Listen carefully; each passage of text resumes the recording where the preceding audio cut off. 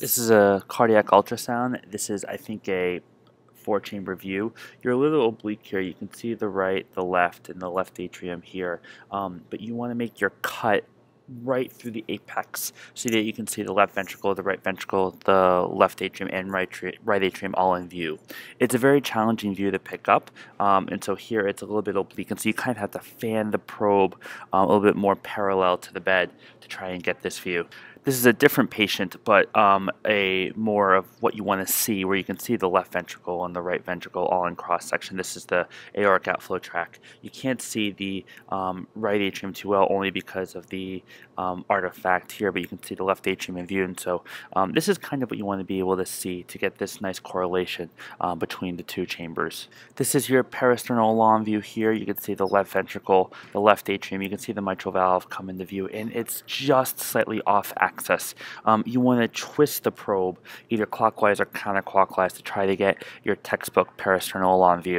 And again, this is another one we did together, and where you have the left atrium here, left ventricle, aortic outflow tract, right ventricle here, and you can see very nicely all the areas in cross section. You can tell that this patient has a good ejection fraction, and that you have the valve is pretty much hitting the septum, which indicates that this is good squeeze. And here's another view that's actually a little bit more clear on that same patient that we did together prior to the one that we're reviewing right now.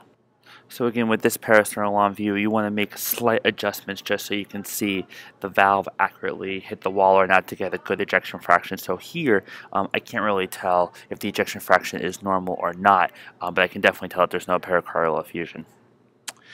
This is another view here, and again, I appreciate that you're trying to really optimize the peristernal long view, and here it's just, again, a little off axis.